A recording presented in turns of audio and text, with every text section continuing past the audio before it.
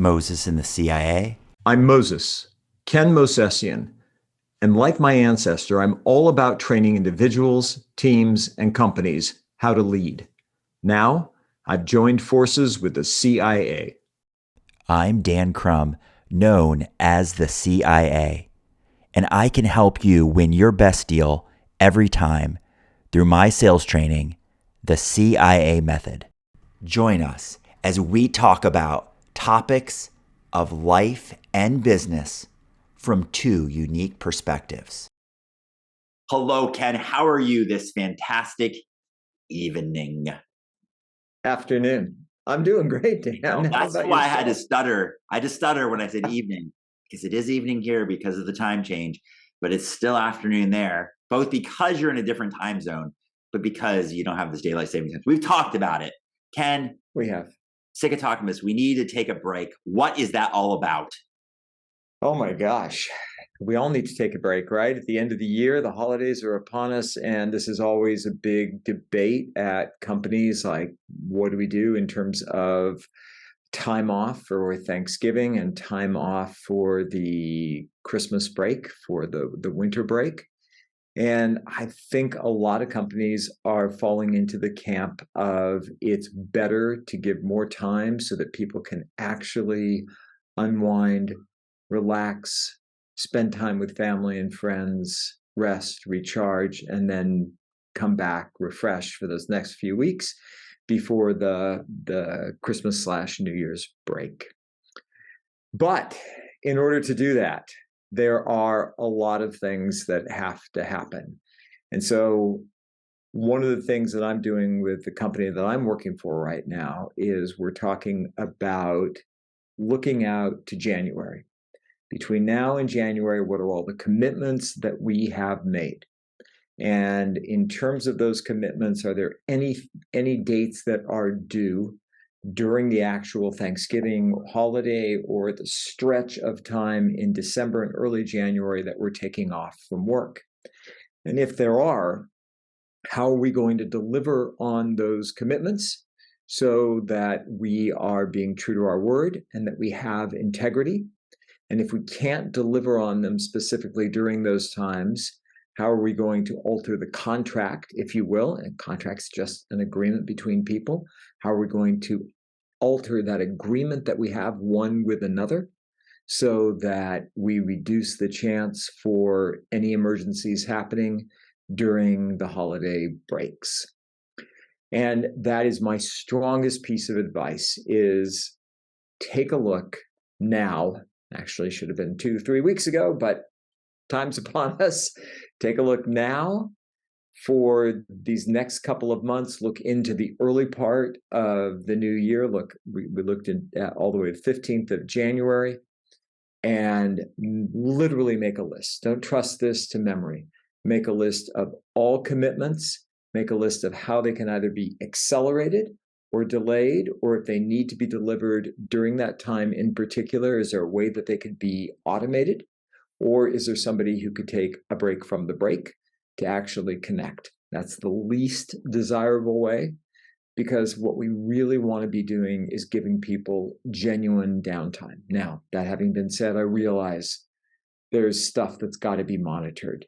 And that's best done when you share the burden. And whether that means monitoring the emergency phone line, monitoring the emergency email line or text or whatever channel you use for communication, divide that up in a way that's as easy and as fair as possible. But most importantly is that number one recommendation. Look out, see what the commitments are, communicate with everyone, make sure you can deliver on them. If you can't, alter their due date to be before or after the holiday, and then do make sure that you've got someone to be able to monitor so that there's actually a process in place for escalation if an emergency occurs. If you do this, your chances of everyone being able to have a really relaxing holiday season and feel like they actually got time off is going to be really, really high. And that's the purpose of this whole thing. When January ultimately rolls around, We want people coming back refreshed, renewed, restored, and ready to go again. My favorite thing that you just said was take a break from the break. And that reminds me that many times when I come back from vacation, I need a mini vacation from my vacation. And it sounds like, isn't that the point of vacation? To rest, relax, to take a break. And funny enough, because of travel, because of the travel piece of it, or in how long it takes to, like kind of settle in, or, maybe the hectic nature of the schedule that you created for yourself in this vacation. Sometimes after the vacation, you need a break from the break, right? You need to take some time off. And with that said, I'm going to make an announcement to Ken right now. Here's the announcement. We are on this is episode 95 we're recording, I'm pretty certain. And we already have it scheduled to finish at the end of the year. I definitely think we should take a break for a short period of time before we come back stronger than ever, because we have followed through in our commitment. And we said at the start of this year, 2022, we said we're going to record 50 episodes. That's 50 episodes in 52 weeks. That gives us no break, really, because we kind of are both traveling. We are both traveling for our jobs. We're both traveling with just enjoyment of our lives. And sometimes we need to take a break. So, Ken, if you're on board, I plan to take a break from this podcast, at least for a little bit, after we've completed our 100th episode or 50th one for this year. Are you down for that, first off? Oh, 100%. Okay, awesome. I'm glad we're in agreement on that. The next thing that I was thinking about related to this topic is how breaks are where all growth happens. And many people think the opposite, right? So we're going to use workouts. I think we tend to use workouts as a common example here, is that health or the way we eat or the way we work out. And in this case, where all of their growth happens in muscle building is when you take a break. Think about that. It sounds counterintuitive, no, double workout days, work out even harder, lift heavier weights. But for true growth, if you don't take a break, if you don't get a rest, then you don't have any recovery. You don't have any real strength gain. Because if you don't already know this, when you lift weights, you are tearing your muscle fibers. And in that rest, you get recovery. And by rest and recovery, you actually get growth. So think about that and relate that back to your everyday life, is that in order to grow, you're going to grow within that space, within that gap. You're going to grow because you took a break. So as long as when you're in it, when you're doing the physical thing that you're working on, as long as you're all in and you're working hard and you're trying to be present, that break is where all the growth really happens. It's a great point about working out and how that actually works. One of my mentors in the physical training realm, it's just got this perfectly defined body, not overdone, not underdone, just right. And one of the things he said to me a few years ago when I was just getting into almost an addiction of working out was, do not overtrain. And I didn't even realize that was a possibility until he kind of broke it down for me. And the importance of, particularly if you're doing a challenge, like a 90-day challenge or something, and then taking a full week off so your body has a chance to rest and recover. It allows you to come back stronger. And there is something, I know people have a hard time with New Year's resolutions and end of year stuff, but there is something just in the air. When we get towards the end of a year, the days are getting consistently shorter. It's getting cooler out in our neighborhood, and we decorate for everything. We have people who put up lights for Valentine's Day and decorate for Halloween with orange lights on their eaves and put up ghosts and goblins. It's a great neighborhood. We love it. But literally, as soon as Halloween ends, Christmas decorations go up with maybe an inflatable Thanksgiving turkey as kind of a nod to Thanksgiving. It starts to feel different, right? And it gets you in a different space. And so as we move towards that, it's so important to allow people that time to just come to rest. And that's a term for our loyal and faithful listeners. That is a term you've heard over and over again. Allow your mind to come to rest. This is just to allow your whole self to come to rest. If you've been working hard all year, and you've got um, responsibilities every day, and every day you get up, and even if you go through a morning routine and you take a midday break and you do some gratitude journaling before the evening is done and you go to bed, all great stuff. That stuff still rides in the back of your mind. It doesn't really stop until everything else kind of goes silent. The email goes silent, the phones go silent, and you have a chance to just allow yourself to rest. And to Dan's example, by doing so, you allow yourself to be strengthened back up. You will probably have some amazing growth realizations during that time that you can just jot down. Don't do anything with them, but just jot them down. And when you come back in, not only are you refreshed, but you're renewed. And there is something that you can actually dig into. I mentioned one other thing. I don't want to forget this, the communication piece. It's one thing to say it to a client. It's another thing to do this pathetically obvious thing that I see people forget all the time, which is just an email signature reminder. And I usually advise that people do that a couple of weeks in advance of when they're going to be closed. And then they change it to here's, we're closed. And if it's an emergency, if you're the kind of company that needs to have emergency access, provide an email or a phone number that they can call into, take it off as soon as you're back in, and then do it again for the Christmas holiday. So communicate, talk with key clients and vendors and trade partners in advance, make sure everyone knows what's going on, and then make sure you post it so it's memorialized and there's no question whatsoever. A couple of the podcasters, I'll call them podcasters, influencers, people who have YouTube channels, they will have a period, usually it's around August, each year, where they take a break. And one of them in particular I can think of takes an entire, what they call digital detox. And I really think it's awesome. And I think it'd be super difficult, if not impossible, for most people to actually follow through and do, which is where they go off the grid. They will go out to some sort of like cabin-like thing, right? And no phone. They have a person who knows how to get a hold of them if there was a real emergency. But other than that, they have books and they have, the outdoors and things like that. And they are just spending this time completely breaking from technology, from the news, from everything that's going on in the world. And I think like that's amazing, because once we're in it, it's very hard to literally get out of it. And one of the things that it connects me to is advice that people give on sleeping. They give this advice where if you just go right from your day into trying to go to sleep, you haven't given yourself a proper break before sleep. So therefore you carry into sleep the stress, the worry, the anxiousness, all that kind of thing. So they recommend like reading a nonfiction, reading a fiction book, and really trying to have something in your imagination that's not related to problem solving or not related to your life and everything that's going on, but really getting away from access to email or text or whatever else you'd use that would keep you like continuation of what you were just doing throughout the day and everything that's going on.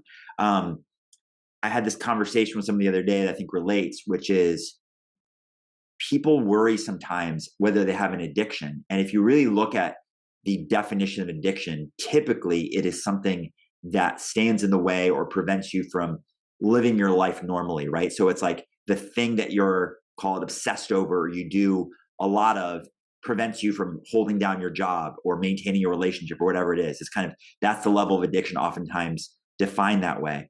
But some people worry because what they've identified is a pattern or like maybe even a dependency, right? So we use alcohol as an example. They just find themselves drinking every single night. And then they wonder like, do I have an addiction to drinking? Like, am I an alcoholic? And the point of this is not to identify whether you're an alcoholic or not, but simply to say sometimes what's best, just like that person takes a digital detox, is to just demonstrate to yourself that you do not have a dependency, that nothing has a hold over you. So just coming up with a period to take a break, like it could be, I love the 30-day thing. To me, this is my minimum standard of anything you're going to commit to, whether it's a new habit you're going to work on, or fighting off an existing dependency or habit, is just commit to 30 days. Go 30 days without it. See how it is. If you feel literally withdrawal symptoms, hey, you might have a real problem. If you don't, you might just have identified that you came up with a patterned way of being, that you do these things consistently, but you're able to get off. But you show, or you demonstrate to yourself, that these things don't hold like a power over you, which to me like is an important thing. So whatever you have in your life, whether you think it's a problem or not, I think sometimes it's good to show that you are in more control than it has over you. So just take a break. Make it maybe at least a week, but I think minimum 30 days, and then show yourself it's not an addiction. Maybe it's just a dependency.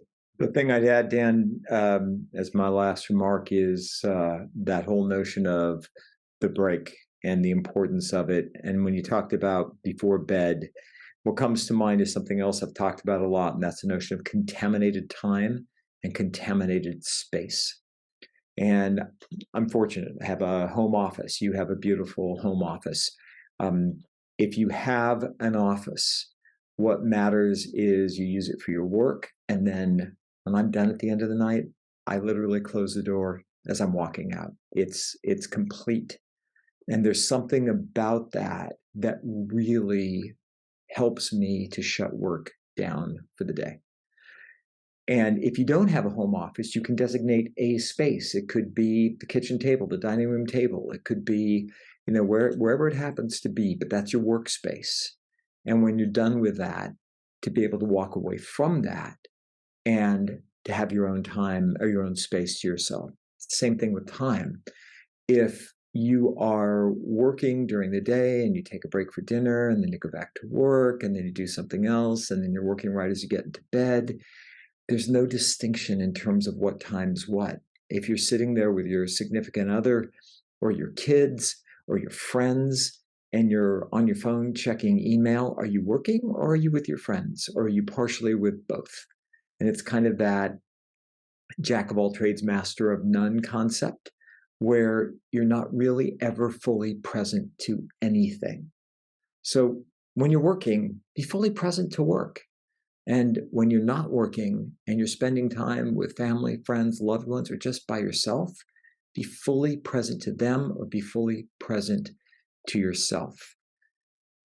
It's exhausting to have everything blending in all the time. And that's why it's so important to distinguish space and time, work and play, so that your mind actually has an opportunity to come to rest and to refresh before it goes back into work mode. And this is not medical advice, so consult your medical professional. One of the things that I really like is to be on a eating program, instead of calling it a diet, an eating program.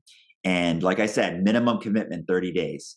And right now I'm on an eating program that I'm on day 71 with no breaks. And so what I'm anticipating is getting into a zone where I'm on what I call maintenance mode. And maintenance mode has 2 breaks built into it. Here's how it works for me. My style is I follow my eating plan 5 days a week. In my case, that's Monday through Friday. I have Saturday, as most people call it, the cheat day, but I call it my feast day, like I'm a saint. But it's also feasting on food, okay? So I get to feast, enjoy myself with no rules. So any of the things that I've been, quote, depriving myself of or thinking about, I get to really enjoy on that day. And then on Sunday, it's the day of rest. I do a fast day. And I literally just don't eat for that period of time. And then I pick back up on my eating plan on Monday. What that does is a couple things. When I'm in the maintenance mode, it enables me to stick with my plan, knowing that I get to take a break from my plan, and not just every once in a while, but very scheduled at the end of each week. So those things that are cravings, those things I have let myself be deprived of during the week, I get to look forward to. I could even make a list, right? And go, oh, okay, that will be great. I'm going to enjoy that on Saturday. And then I have my feast day, which is a break from my eating plan. And then I get a break from eating altogether with my fast day on Sunday. Not medical advice, not diet advice, not eating plan advice, just the way that I do things. So as you think about your life, the challenge for each one of you is to find something and show yourself that you're not just sticking with it out of pure discipline. You're not just dependent on it just because that's the way you've always done things. But I encourage you, take a break. See for yourself what wonders it can do for you. Thank you for listening. To learn more, check out mosesinthecia.com. To learn more about Ken Mosesian, check out mosesian.com. To learn more about Dan Crum, check out dancrum.com.